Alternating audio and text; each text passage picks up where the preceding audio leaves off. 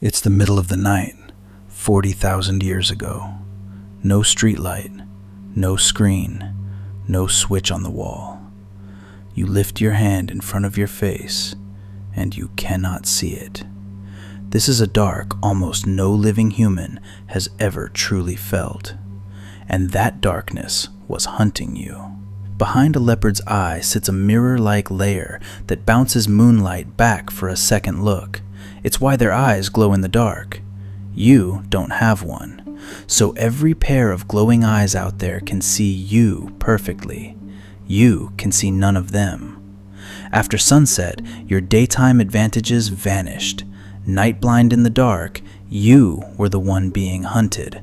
And for most of our history, that was literally true. Between you and all of those teeth stood exactly one thing, a small, fragile circle of fire. And what humans learned to do inside that circle, through all those black hours, is the reason you exist to be bored at night today. For much of our deep history, we were not the top of the food chain. We were a soft, slow, night-blind animal that survived the dark on a single trick and a lot of teamwork. So what did ancient humans actually do all night? They invented storytelling. They made the world's first movies on a cave wall. They posted a night watch so clever you're still running it. And they did one thing every single night that you, somehow, still do too. It starts with fire. The earliest widely accepted evidence of humans controlling it comes from Wonderwork Cave in South Africa, roughly 1 million years ago, though we only mastered it everywhere much later. However it began, fire didn't just warm us, it rewrote the entire human day. A campfire makes a ring of safety. Anthropologists put it around 30 feet across. Inside the ring, predators won't come. Step outside it, into the dark, and you're back on the menu. It was the original neighborhood watch, except the watch was a leopard, and you were the neighborhood. And fire handed humans something no animal had ever owned: spare time.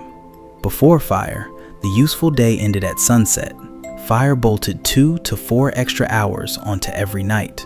Humanity had just invented the evening, and, eventually, the deep human tradition of staying up far too late. That extra circle of light became the center of human life, the first place people gathered with nothing urgent to do. Someone, of course, had to keep the flames going.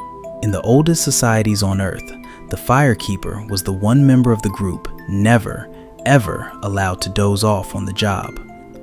In 2014, anthropologist Polly Wiesner studied the Junhuasi people of the Kalahari. By day, she found their talk was pure business: who's hunting where, who owes whom, who's being annoying. Essentially, the world's first group chat. But at night, around the fire, more than 8 in 10 conversations flipped into something else entirely. Stories. Tales of distant people, myths about where the world came from, jokes that doubled the whole camp over. Wiesner argued the firelight hour is where human culture was actually born, the first theatre, the first classroom, the first church. Also, presumably, the first guy who tells the exact same story every single night. And the stories didn't stay in the air. Deep in the caves, by torch and by little stone lamps that burned animal fat, ancient humans drew. Horses, bison, lions, thousands of years before writing existed. Here's the part that gives me chills. Some researchers think a lot of this art was made to be seen by firelight, and that in the flicker of a flame, animals drawn with extra legs and heads seem to move.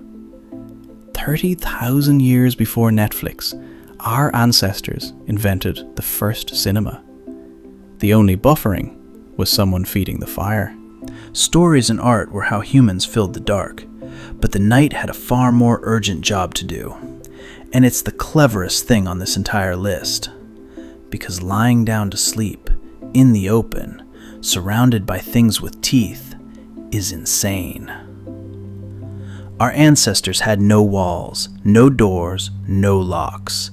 For hundreds of thousands of years, going to bed meant lying down on open ground in the dark, in a world that wanted to eat you. A whole group, unconscious at once, is a buffet. So they solved it the only way a group can. Somebody was always awake.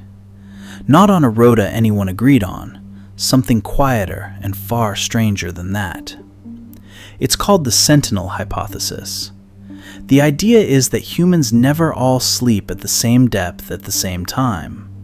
Different people drift off and surface at different hours, so at almost any moment of the night, someone in the group is awake enough to notice a problem.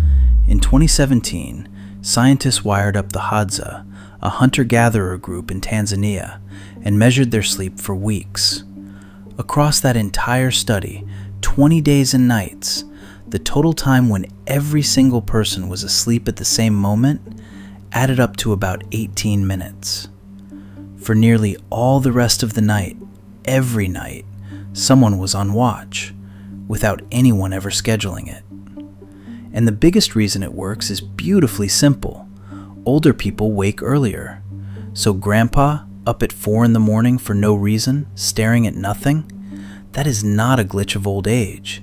That is the night shift. He has been the night shift for 100,000 years.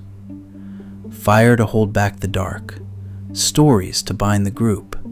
A watch that never fully switched off.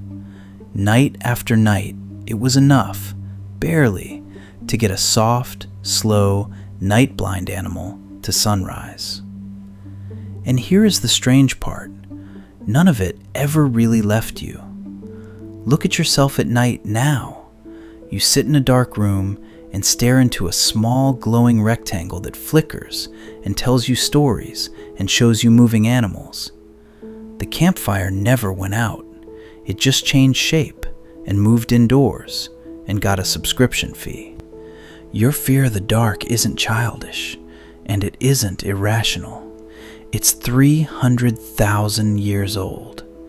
For almost all of human history, the dark genuinely was full of things that could kill you. A child afraid of a black bedroom is simply remembering, correctly, what the night used to be.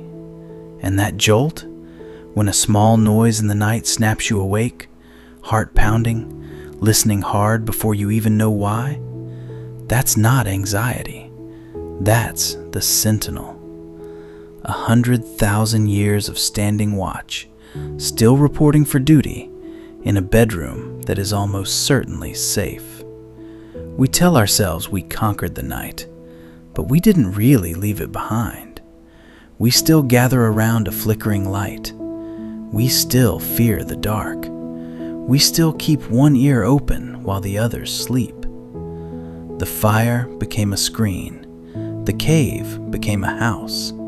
The storyteller became an algorithm. But the animal sitting in the dark, holding off the night with a little circle of light, that animal never changed at all. It's still you. It's still tonight. That's Stick in Time. Real history in stick figures, told with a straight face. New episode every week. Subscribe so you don't miss it.